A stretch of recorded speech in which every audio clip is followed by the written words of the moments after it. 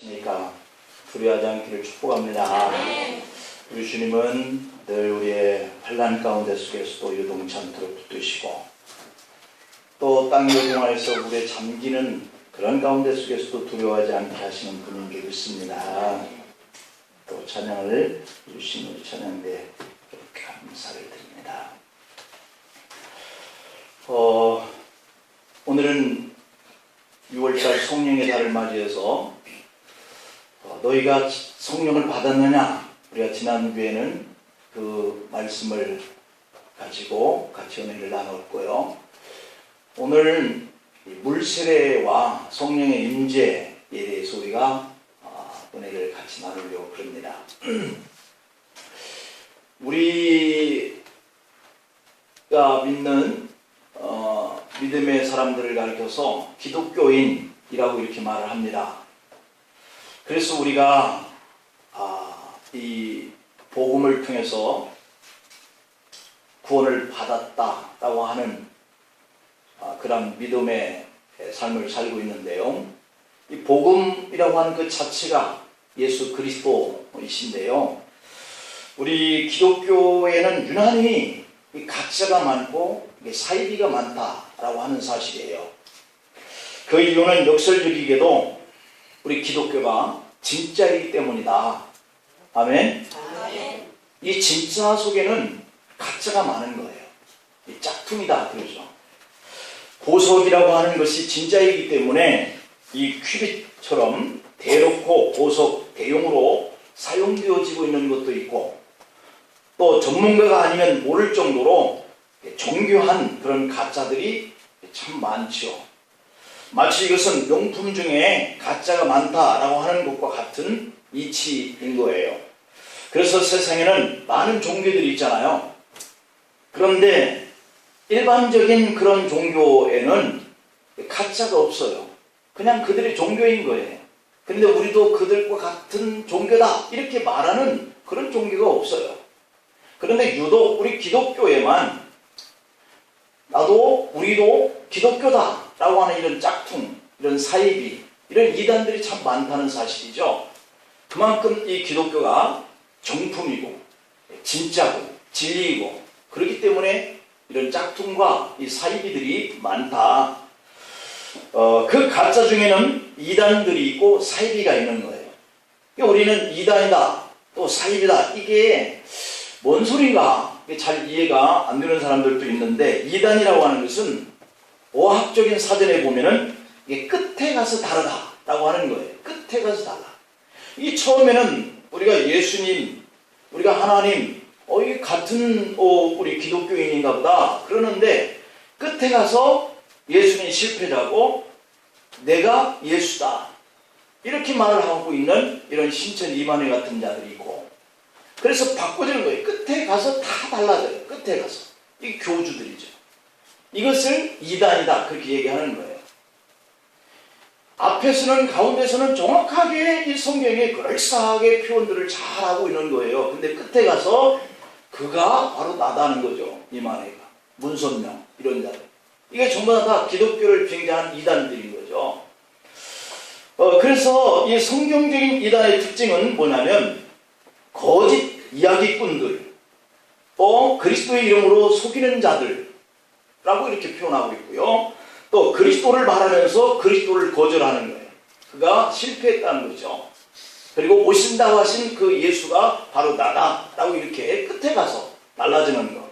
이게 율법을 말하면서도 이게 율법대로 지키지 않는 무리들, 이게 다 이단들인 거예요. 그래서 이 구원파들이나 간혹 이렇게 와가지고 유월절을 지켜라 했는데 왜 유월절을 안 지키느냐? 근데 지네들도 안 지키면서. 그러니까 율법을 말을 하면서도 율법을 못 지켜. 이게 이단인 거예요. 그리스도의 처녀 탄생 이것을 부인하거나 또 그리스도께서 십자가에서 달려 죽으셨다라고 하는 것이 어떻게 하나님이 십자가에서 부끄럽게 죽느냐는 거죠. 그러니까 신은 그럴 리가 없다. 그런 것들을 부인하는 거죠. 이게 종말론이 다르거나 구원론이 다르거나 이렇게 그리스도론이 다르거나 이게 뭔가 끝에 가서 다른 부분들이 나타나는 게 이게 이단인 거예요. 그 부활을 믿지 않거나 그래서 성령님의 존재를 부인하거나 예수님이 단순한 인간이라고 하거나 성부, 성자, 성령을 부인하는 이런 자들이 다 이단인 거예요. 사입이라고 하는 것은 뭐냐면 겉으로는 이 비슷하나 본질이 다른 거예요. 예수를 말하지 않거나 하나님을 말하지 않거나 하느님이라고 하거나 뭐 비슷한 이러한 것들은 다 사입이죠. 처음부터 본질이 달라요. 이걸 바로 가짜 이 사입이라고 하는 거죠. 그러니까 이단은 끝에 가서 두루뭉실하게 달라지는 거. 사입이는 처음부터 본질이 다르다는 거. 이것을 우리가 구분을 할 줄 알아야 되죠. 그래서 최근에 큰 이단으로는 기성교회를 대적해오는 이 신천지. 여기 신천지에서 가만히 들은 자들이 없겠죠. 만약에 있다면 회개해야 돼요. 왜냐하면 끝에 가서 구원 못 받으니까.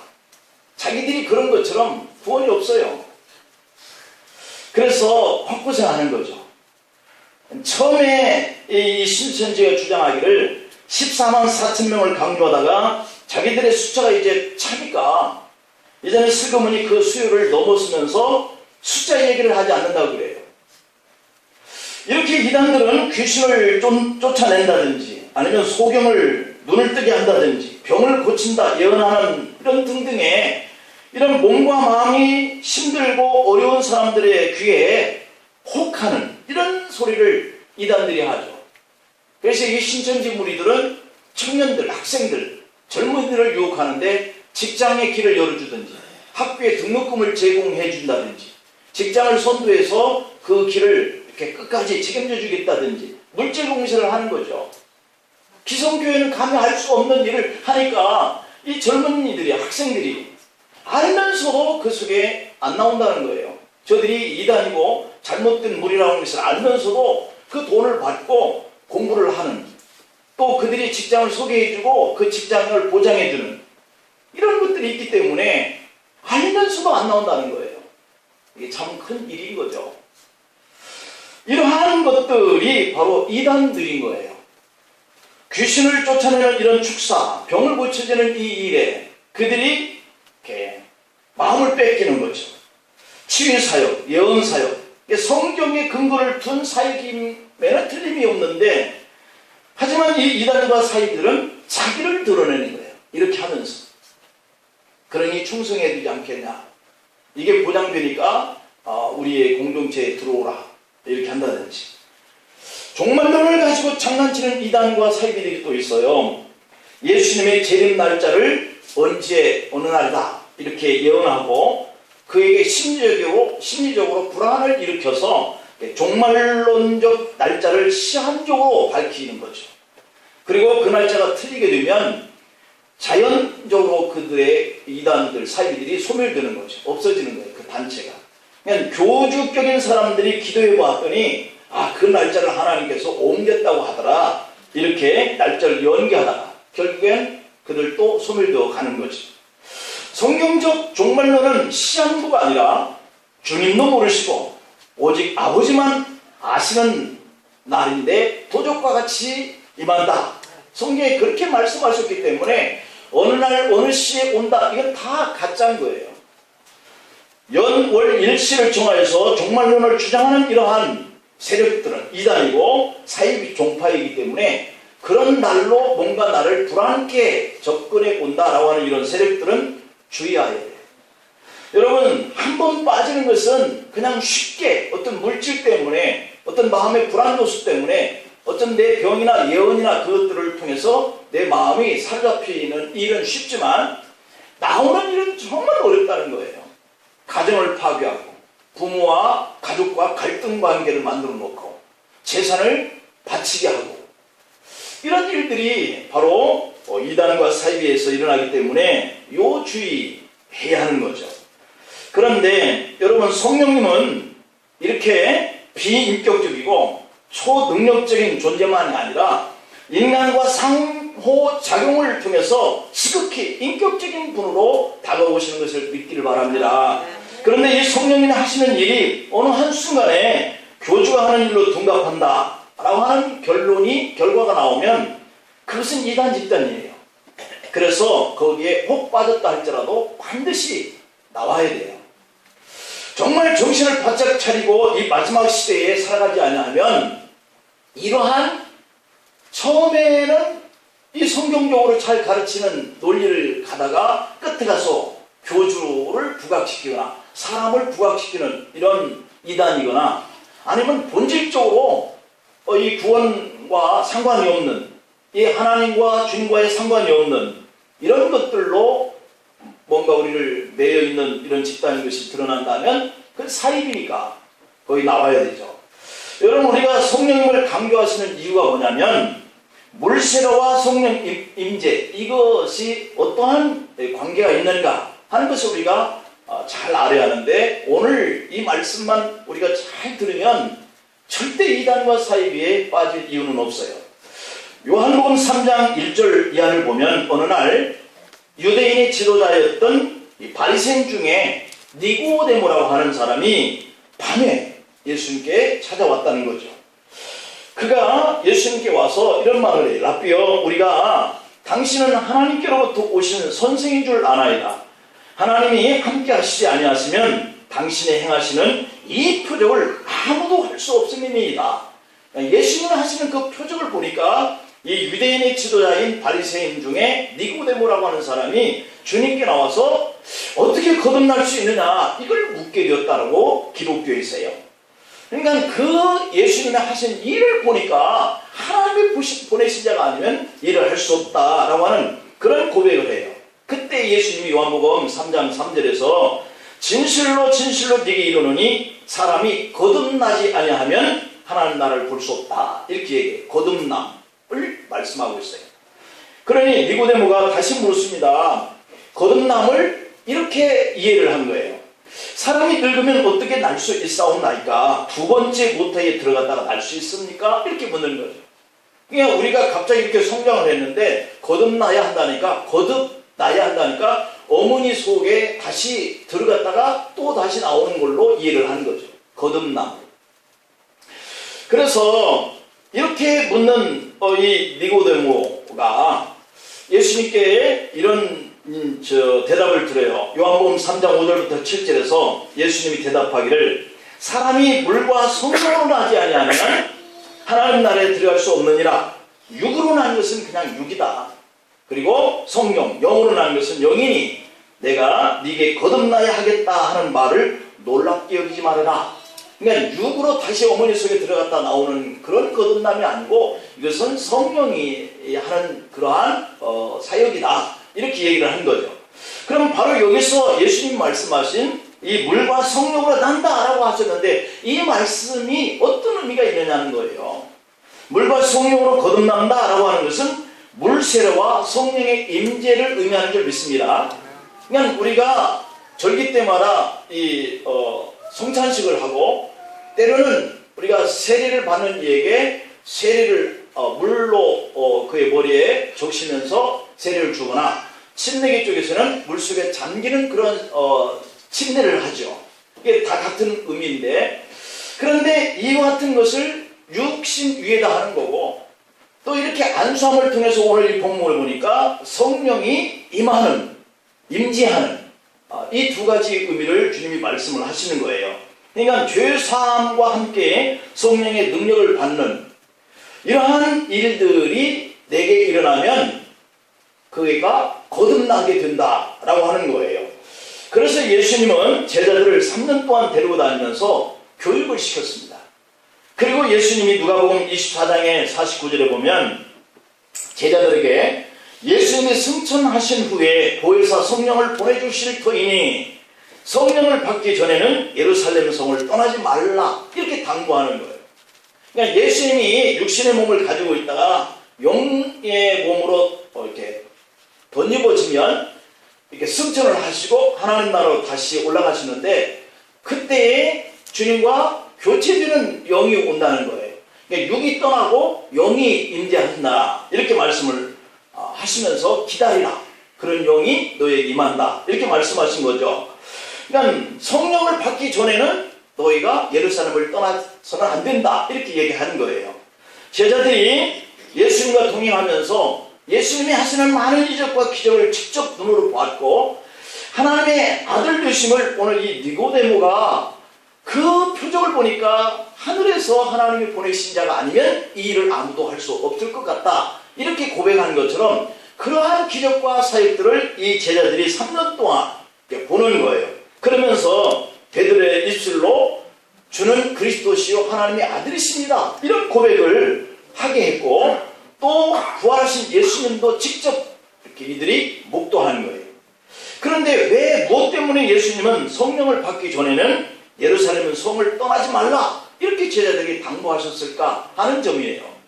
성령을 받지 않고는 거듭난 삶을 살 수 없기 때문에 머물러서 성령을 받은 후에 움직이라 이렇게 얘기하신 거죠. 그러면 성령을 받지 않고는 왜 움직이지 말라 그랬냐면 이들이 예수님이 잡히실 때 보면 다 숨어요. 3년 동안 주님이 하시는 사역과 기적과 그런 능력을 경험을 눈으로 보면서도 예수님이 붙들려서 끌려가니까 다 두려워서 숨어버리는 거. 이것이 바로 육신인 거예요. 육신은 어떤 두려움과 무서움과 염려스러운 부분을 보면 두렵고 염려하고 고통스럽고 슬퍼하게 되어 있어요.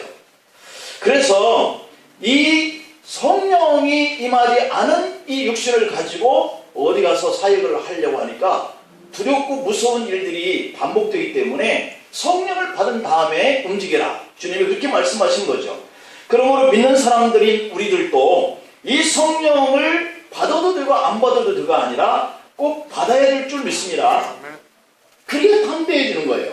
그래야 세상 밖에서 직장 생활하고 사업을 하다가 병이 오거나 그래도 두려움이 없는 거예요. 왜? 이 육은 썩어서 언젠가는 땅속에 같이 묻어질 것들이고 이 속에 들어있는 영은 살아서 주님께 가기 때문에 이 영이 소중한 거예요. 근데 이 영이 영원하야지 되는데 영원하지 못하면 육신이 죽을 때 함께 죽는 거예요. 죽는다는 것은 지옥에 들어간다는 거죠. 그러므로 믿는 사람들은 성령을 반드시 받아야 돼요. 예수님을 믿는다면 이 성령의 충만함을 덧입어야 돼요. 사도행전 7장에 보면 성령이 얼마나 중요한지 그리고 이 물세례와 성령의 관계가 어떤 관계인지 잘 설명해 놓고 있는데요. 사도행전 7장에 보면 스데반 집사가 순교를 당합니다. 이렇게 되다 보니까 핍박이 점점 이제 드러나게 되고요. 대놓고 핍박을 하기 시작하는 거죠. 이때에 사도들 외에는 많은 성도들이 예루살렘 성을 떠나서 도망가는 거예요. 세계 각 지방에 흩어지는 거죠. 이걸 디아스포라, 흩어진 기독교인들 이렇게 표현을 하죠. 이렇게 되다 보니까 이제 흩어진 성도들이 이 사마리아에도 가고 다른 이방 땅에도 가고 그렇게 자꾸 들어가서 그들이 이제 믿었던 그리스도 이분을 그곳에서 증거하기 시작하는 거예요. 그래서 이 흩어진 성도들에게 복음을 듣고 많은 사람들이 교회에 나와서 집회를 통해서 함께 예배를 드리고 이렇게 하고 그런 자들에게 또한 사역자들이 물 세례를 줬다는 거예요.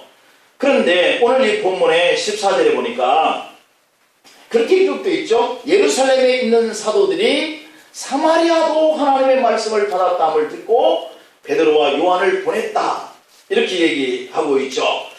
그러니까 사도들은 그동안에 이 사마리아가 이 유다, 이스라엘, 예루살렘 성에 비하면 이방인들이거든요. 저희들도 다 이방 나라잖아요.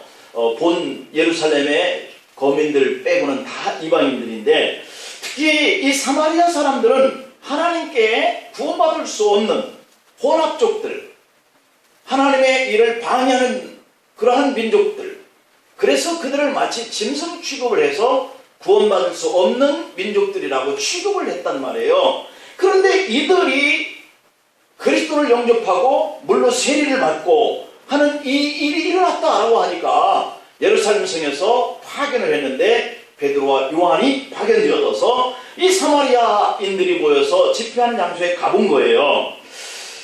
오직 자신들만 택한 선민이다 이렇게 생각을 했는데 이방인들이 말씀을 받고 이방인들이 세례를 받았다 여기에 놀란 거예요. 그래서 베드로와 요한이 파송해서 현장에 가봤습니다. 그 내용이 15절부터 17절의 내용인 거예요.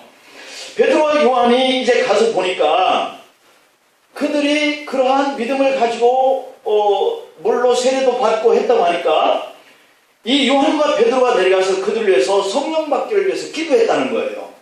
아직 한 사람에게도 성령 내리신 일이 없고 오직 주 예수의 이름으로 물 세례만 받았을 뿐 성령이 임하게 되어지지 않는 이러한 사실을 봤는데, 이들이 가서 성령 받기를 위해서 기도했더니 성령이 그들에게 임하니까 이러한 일들이 일어날 수 있을까? 그리고 그들에게 이제 물 세례를 준 자들에게 성령이 임하는 것을 보면서 하나님의 역사를 발견한 거예요.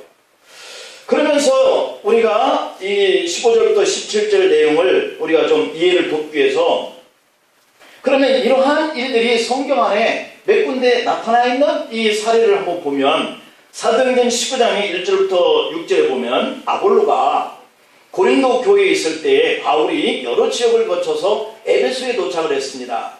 그때 에베소에 있는 어떤 제자들을 만났는데, 너희가 성령을 믿을 때 성령을 받았느냐? 그렇게 물어요. 그러니까 그들이 하는 말이 아니라 우리는 성령의 계심도 듣지 못하였노라. 지난주에 이 본문을 우리가 같이 말씀을 상고했었죠.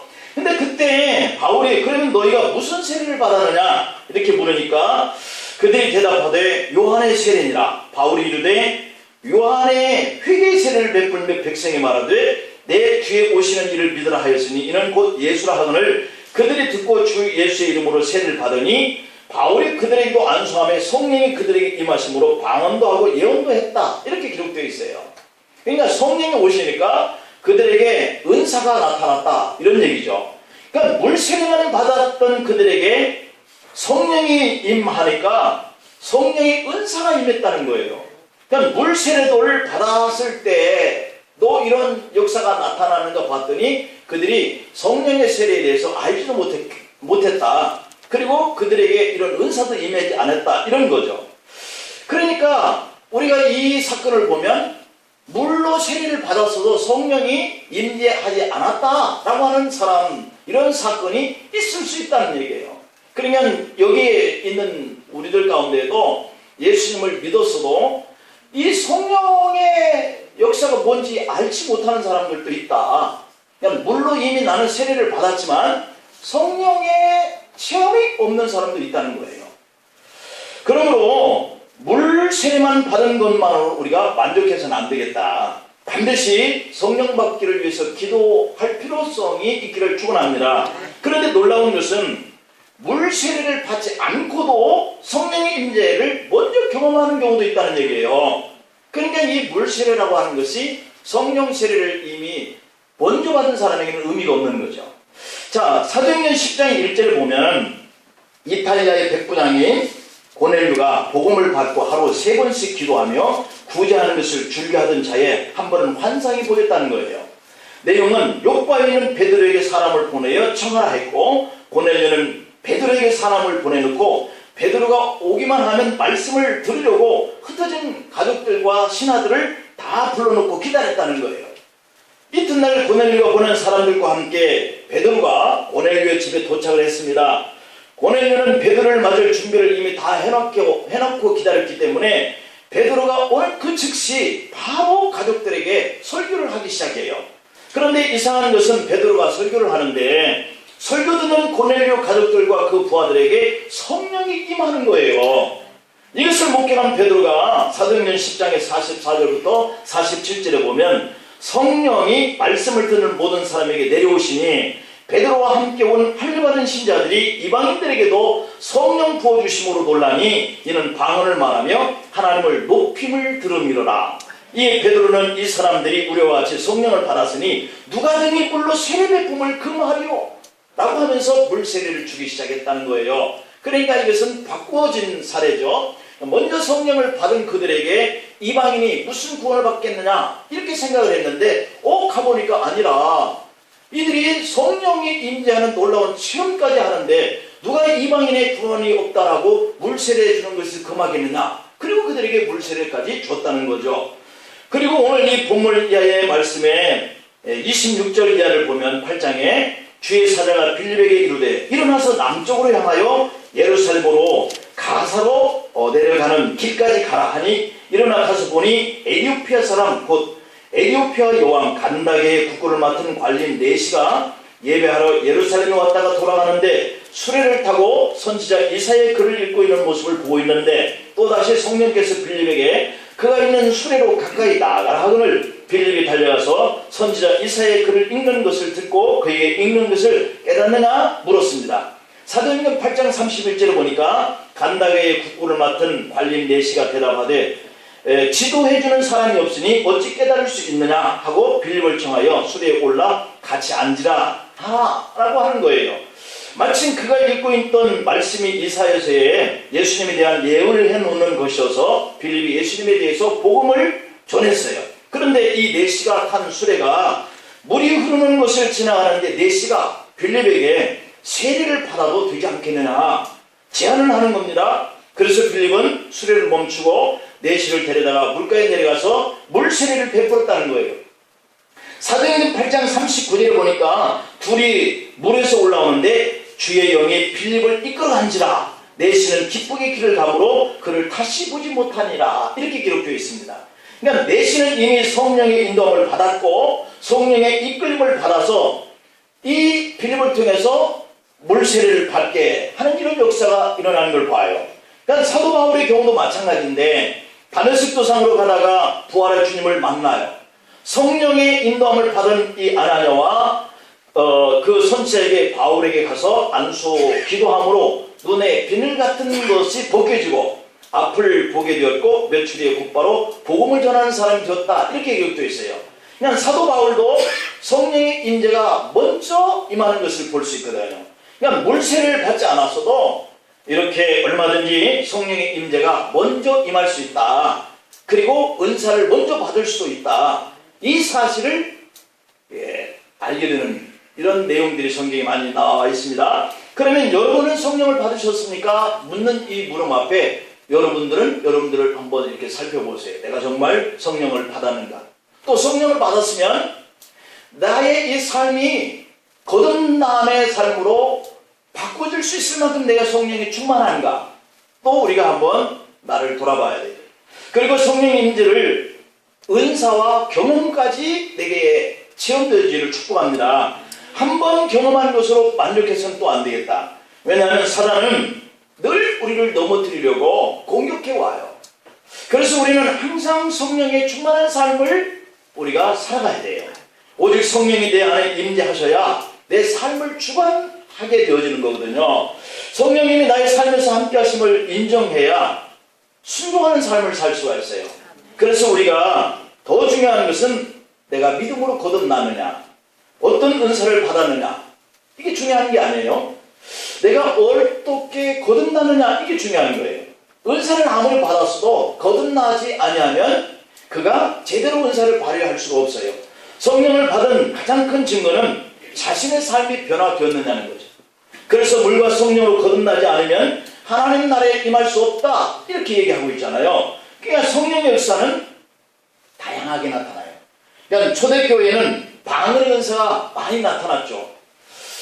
그 방언, 예언, 치유, 또 이렇게 축사해서 귀신을 쫓아내고 이게 복음 전파하는 것도 은사예요. 또 가르치는 것도 은사예요.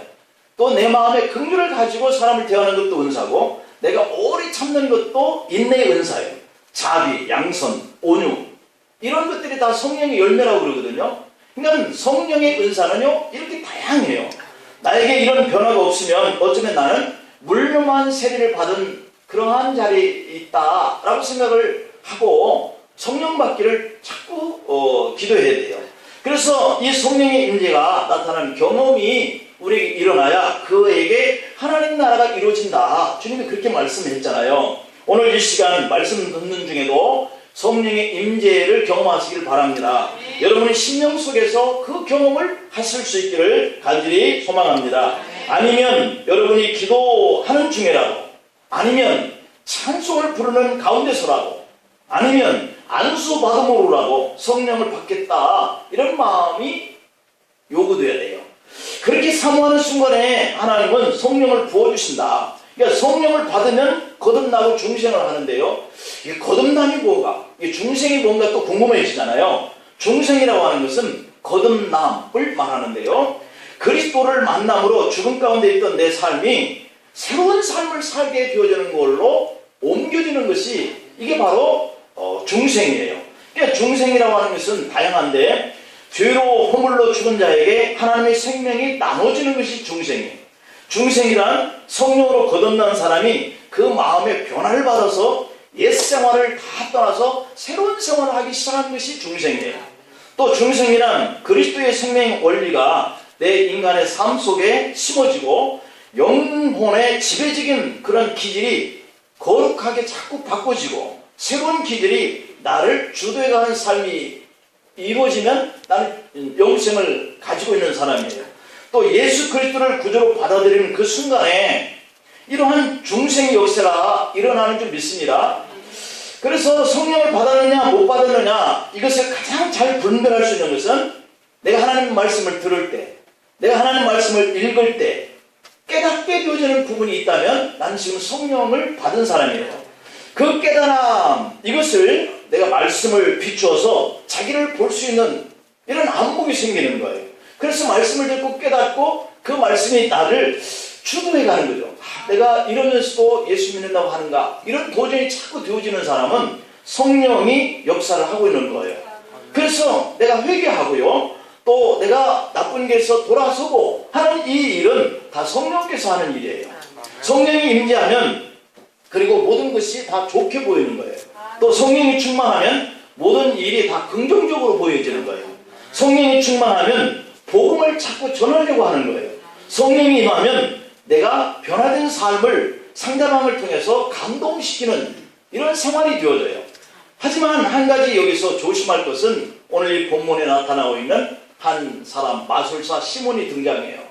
우리가 성령을 받았는데 성령을 어떻게 사용하느냐, 이 부분을 말씀하고 있죠. 오늘 이 시몬이라고 하는 사람은 이 베드로와 요한이 안수하였더니 성령의 임재가 나타나는 거죠. 그것을 바라보면서 이거 대단한데, 내가 이 돈을 줄 테니까 나에게 성령을 받으라, 이런 말을 하는 거죠. 그러면서 성령이 권능을 나타내는 그 일을 자기가 하겠다는 거죠. 그리고 자기도 안수할 때 성령을 사람들에게 받게 해달라. 시몬이라는 사람 하는 사람은 오늘 이 앞부분의 9절부터 13절까지 이 사람에 대해서 잘 기록하고 있어요. 마술사, 직업은 마술사예요. 그냥 사마리아 사람들을 놀라게 만든 사람으로 많은 사람들이 이 시몬을 추앙하고 따랐어요. 그런데 시몬이 오늘 13절에 8장의 13절에 보면 빌립의 전도를 받고 믿었어요. 그리고 많은 사람들이 세례를 받고 이 시몬도 세례를 받아요. 물 세례죠. 그리고 자기도 이 빌립을 쫓아다니면서 믿음 생활을 하는 거예요. 그러다가 오늘 8장 18절부터 20절에 보니까 사람들이 성령을 받는 것을 보고 돈을 들여서라도 이 권능을 내게도 주어서 누구든지 내가 안수하는 사람이 성령을 받게 하소서. 이 일이 선한 일이 아니죠. 이 사람은 마술을 통해서 돈을 벌던 사람이기 때문에 그 마술의 능력보다도 성령의 능력이 더 강하게 나타나는 것을 보고 돈벌이를 위해서 이 성령을 내가 돈을 주고 살 테니까 내게 그런 권능이 나타나게 해달라, 이렇게 얘기를 하는 거죠. 그러니까 이 베드로가 네가 네 돈과 이 은사 사모하는 그 일로 함께 망할지어다, 이렇게 얘기를 하죠. 그랬더니 오늘 우리가 본문을 읽지는 않았지만 24절 보니까 네가 악독이 가득하여 불의의 매일가 되어서 그와 함께 망할 것이다, 이러니까 그렇게 해지지 않도록 나를 위해서 기도해달라, 이게 또 금방 회개하는 모습이 보여지죠. 그러니까 겉으로는 성령의 은사를 사모하여서 그것을 행할 수 있는 사람이 되게 해달라 라고 이렇게 비춰지지만 그 시몬의 마음속에는 그것을 통해서 돈벌이를 위해서 받기를 원했다라고 하는 거예요. 오늘날 성령의 임재와 충만함을 위해서 우리가 기도하고 그것을 사모하면서 영생과 거듭남의 삶을 우리가 사는데 아주 믿음의 길을 이렇게 가야 하겠지만, 이 시몬처럼 성령이 임하여서 그 성령을 가지고 누군가 병을 고쳐주고 누군가 예언을 해주고 거기서 돈을 가지고 자기의 생활을 해야 되겠다 하는 이러한 생각을 갖는 것은 하나님께 악한 일이고 그가 망할 일이다, 이렇게 얘기하는 것을 우리가 다시 한번 결론적으로 내려보면서 물 세례와 성령의 임재 관계가 이렇다라고 하는 생각을 우리 가지면서 우리가 성령을 사모하고 성령을 통해서 내 삶이 변화를 입는 이런 영생을 얻어서 우리가 교회를 교회되게 하고 주님을 주님되게 하는 영생의 삶으로 이렇게 변화되는 이 일을 사모하시기를 간절히 축복합니다. 기도하시겠습니다. 아버지.